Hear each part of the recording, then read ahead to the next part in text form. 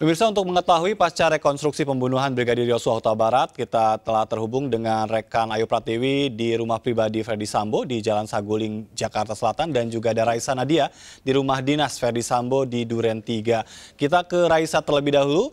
Raisa, ada informasi apa yang bisa Anda sampaikan? Apakah masih ada penjagaan di sekitar TKP? Oke, Nadia dulu. Ya, Ajat, usai rekonstruksi di TKP ketiga atau TKP terakhir di rumah dinas Ferdy Sambo di Jalan Duren 3 ini sudah tidak ada penjagaan, tidak seperti pada pagi hari tadi hingga berlangsungnya rekonstruksi yang dijaga ketat oleh aparat Brimob. Sekarang situasi di sini sudah sepi dan juga usai rekonstruksi tadi para tersangka sudah meninggalkan rumah dinas Duren 3 ini. Ferdy Sambo kembali ke Mako Brimob Kelapa II, sementara untuk 3 tersangka lainnya yaitu Bribka RR, Baradae, serta Kuat Ma'ruf kembali ke Bareskrim Polri, sedangkan Putri Chandrawati kembali ke rumah pribadinya di Jalan Saguling. Dan tadi juga ada beberapa pihak eksternal yang terlibat selain dari kepolisian tentunya, yaitu seperti LPSK, lalu ada dari Kejaksaan Agung Republik Indonesia, lalu juga ada dari Kompolnas, serta pengacara dari para tersangka dan juga dari Komnas HAM. Nah, tadi Komisioner Komnas HAM Khairul Anam sempat mengatakan juga usai rekonstruksi di TKP ketiga ini selesai bahwa ada beberapa keterangan yang berbeda antara para saksi, oleh karena itu diberikan kesempatan bagi masing-masing pihak untuk melakukan reka adegan sesuai dengan versi mereka masing-masing. Oleh karena itu tentunya menjadi pencatatan tersendiri bagi pihak Komnas HAM dan mereka juga melakukan finalisasi laporan untuk nantinya minggu ini diserahkan kepada tim Sus Polri. Ya, Ajat. Baik, terima kasih Raisa. Sekarang saya ingin ke Ayu. Ayu, kabarnya Ibu Putri mengalami kelelahan setelah rekonstruksi selama 1 hari ini. Ya, baik, selamat malam Ajat dan juga para pemirsa. Usai dilakukannya proses rekonstruksi terkait dengan kematian dari Brigadir J, tadi PJ kembali ke kediaman pribadinya pada pukul 17 waktu Indonesia bagian Barat, dan memang pada saat tadi kembali ke kediaman, PJ terlihat kelelahan dan juga tadi terlihat menggunakan pakaian berwarna putih dan langsung memasuki rumah. Sementara itu juga tadi PJ hadir ke sini dengan dikawal oleh petugas dari Brimob dan juga didampingi oleh kuasa hukumnya itu Arman Haris. Dan hingga saat ini di lokasi tempat saya melaporkan saat ini di kediaman pribadi milik PJ di Jalan Saguling 3 terpantau sepi, terlihat hanya ada sejumlah kendaraan pribadi yang terparkir di depan rumah, juga sejumlah petugas yang masih berjaga. Namun petugas ini tidak menggunakan seragam lengkap ataupun seragam dari Brimob, melainkan menggunakan pakaian batik. Selain itu juga dapat kami informasikan tadi memang ada iring-iringan saat Ibu PC datang ke kediamannya di sini. Ajat. Baik, terima kasih atas informasi terbaru dari Anda Raisa dan juga Ayu. Selamat bertugas kembali, selamat malam. Dan pemirsa, kita lanjutkan perbincangan kita malam hari ini. Saya ingin ke Pak Yusuf. Pak Yusuf, iya, saya ingin beberapa hal yang nampak kabarnya tidak ada adegan Brigadir Yosua membopong Ibu Putri seperti yang disampaikan oleh Kuat Ma'ruf. Apakah benar demikian?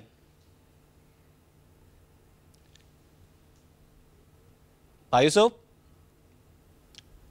Bisa mendengar suara saya, Pak? Pak Yusuf? Yang kasus itu punya karakteristik. Halo? Iya, Pak Yusuf bisa jelas ya suara saya ya? Iya, jelas. Baik, ini bicara tentang adegan Brigadir Yosua yang tidak ada saat membopong Ibu Putri. Bagaimana ini? Ya, gimana? Baik, saya ingin bertanya seputar adegan Brigadir Yosua membopong Ibu Putri itu tidak ada dalam rekonstruksi tadi, padahal itu sempat disampaikan oleh Kuat Ma'ruf tersangka. Bagaimana? Tentu yang terkait adegan di rumah Magelang, kami sudah menyampaikan tadi bahwa pada saat sidang kode etik profesi itu ada kesamaan keterangan saksi-saksi yang ada di di rumah Magelang, termasuk yang paling utama itu kan terkait dengan motifnya itu ada di rumah Magelang. Jadi sebenarnya keterangan-keterangan saksi itu sudah ada persesuaian dengan keterangan Ibu PC sendiri. Cuman untuk detailnya, sekali lagi tentu ini nanti akan mempengaruhi materi penyidikan. Secara detail tidak bisa kami ungkap. Yang pasti keterangan saksi dengan keterangan Ibu PC itu ada persesuaian terkait dengan adegan di rumah Magelang. Baik, ada juga keterangan yang disampaikan Sambo dan Putri menolak beberapa adegan saat rekonstruksi di rumah pribadi. Hal apa itu? Gimana? Pak Sambo dan Putri menolak beberapa adegan saat rekonstruksi di rumah pribadinya. Dalam hal apa itu? Penolakan itu sebenarnya berangkat dari ketidaksesuaian keterangan para saksi dengan tersangka sendiri. Tentu terkait dengan adegan yang ada di rumah rumah Duren 3 lah, terkait dengan peristiwa penembakan. Artinya banyak sekali ya ketidaksesuaian antara keterangan saksi satu dengan yang lainnya. Kalau sepanjang pemantauan kami, ketidaksesuaian itu sebenarnya sudah kami dengar langsung pada saat sidang kode etik itu sendiri sebenarnya. Maka ada hal yang dibantah dalam keterangan sidang kode etik profesi itu, sama halnya juga itu dibantah dalam adegan rekonstruksi pada hari ini di rumah Duren 3, khususnya di rumah Duren 3. Baik, itu dalam hal eksekusi atau dalam hal yang melatar belakangi eksekusi sebetulnya?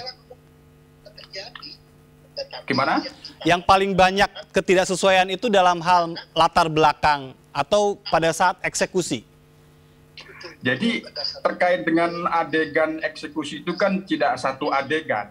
Jadi ada 3 atau 4 adegan. Nah, 4 adegan itu ada aksen. Aksen itu versi keterangan saksi ini, keterangan saksi ini itu juga ada perbedaan. Baik. Terkait dengan eksekusi. Nah itu tentu ini tidak bisa kami ungkap karena keterangannya itu ada lebih dari satu versi. Baik. Tentu ini Jadi, akan disimpulkan dulu oleh penyidik. Ya, konsisten ya dalam sidang etik dan juga dalam rekonstruksi hari ini ketidaksesuaian itu nampak jelas dari para tersangka begitu ya, tetap sama begitu ya Pak Yusuf ya? Terkait dengan adegan di rumah Duren 3 saja, terkait dengan eksekusi. Baik, saya ingin ke Pak Gayus, ini kalau berbicara tentang keterangan demi keterangan, merekonstruksi keterangan yang satu dengan keterangan yang lainnya, tentu ini menjadi PR nanti dalam proses persidangan. Bagaimana Anda melihat? Sebenarnya beban pembuktian itu seperti rekonstruksi ada beban penyidik dan penuntut umum. Ya. Kecuali satu teori lain yang disebut sebagai shifting the burden of proof. Ya. Pembalikan, terdakwa diwajibkan, kan tidak bisa. Ini kan asasnya berbeda ya. Yeah. Ini harus penyidik maupun penuntut umum yang harus membuktikan.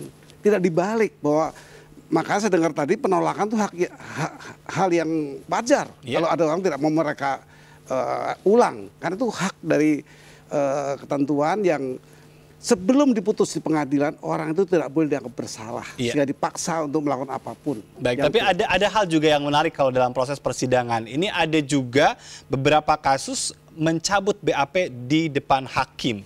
Artinya bahwa ada keterangan-keterangan yang sebetulnya sudah diungkap dan itu bisa dijadikan sebagai dasar untuk mentersangkakan orang, tapi akhirnya dibantah. Gitu. Bisa, itu hak ingkar.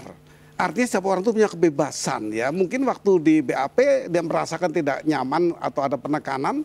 Di pengadilan lah sebenarnya satu proses hukum yang transparan di depan publik, dan hakim, jaksa maupun pembelanya akan mengungkapkan semua untuk menjadikan terangnya persoalan. Artinya cerita bisa berubah? Bisa saja. Itu harus bagaimana hakim itu mendalami, bagaimana jaksa bisa memperkuat dakwaannya. Semua orang dibebaskan untuk punya hak ingkar.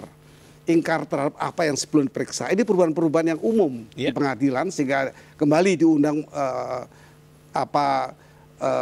petugas-petugas lapangan kembali diperiksa oleh hakim. Hakim punya hak untuk mengundang kembali untuk meng-cross check, dan hakim akan menggunakan ahli ya untuk menyikapi siapa yang bohong.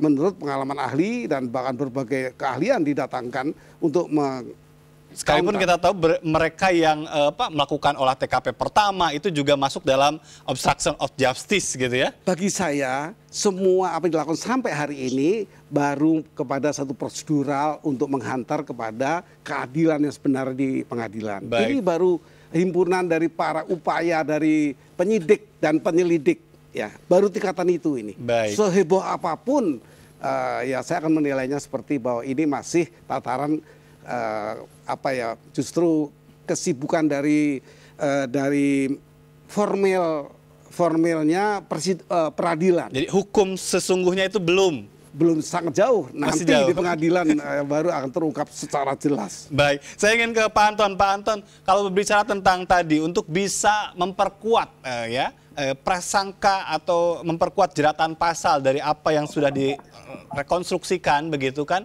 Tadi ada beberapa yang tidak sesuai katanya begitu. Bagaimana sebetulnya yang harus dicari oleh penyidik?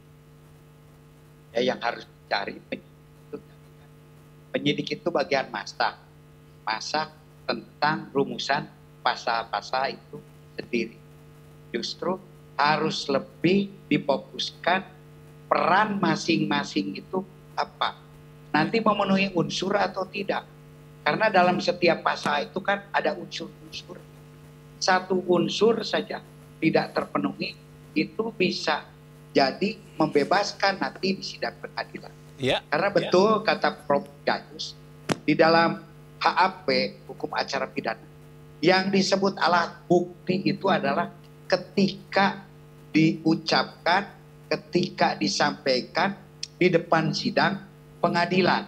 Nah justru di Indonesia ini, rekonstruksi ini saya bilang agak unik. Karena kalau di negara-negara Anglo-Saxon, Amerika dan lain-lain, itu justru rekonstruksi itu dilakukan di sidang pengadilan. Nah di sini kembali kepada tadi masalahnya, bagaimana agar lebih meyakinkan. Kan di sini rekonstruksi juga ada pengawas internal, ada pengawas eksternal. Ya. Apabila nanti dirasakan oleh ada PU, ada Komnas HAM, dari lain-lain lah, nanti bisa saja yang kira-kira kurang meyakinkan, yang kira-kira masih meragukan, bisa diadakan pertama konfrontir ulang. Baik. Kedua, rekonstruksi ulang, terutama masalah-masalah yang tadi itu yang meragukan itu. Nah, kemudian satu-satu nanti penyidik itu untuk meramu bagaimana agar unsurnya itu satu persatu masuk. Apakah ada unsur kesengajaan ataukah ini emosi yang sangat mendadak? Nah, ini pun juga harus jelas sekali di sini. Apakah ada keinginan sendiri misalkan Brigadir E itu menembak ataukah dia sendiri karena diperintah ketakutan? Kan ini pun juga akan jelas. Unsur kesengajaan saja di sini bisa sangat panjang. Itu baru satu unsur. Belum unsur-unsur yang lain.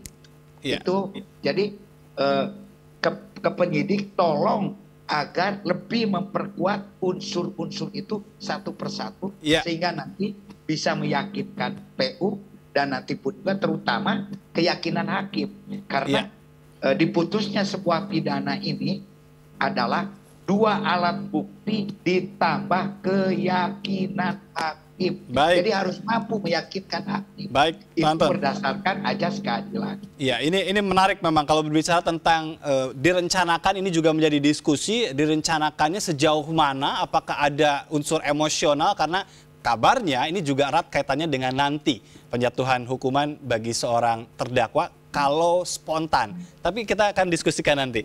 Usai jeda tetap bersama kami, tetap di MNC News Prime.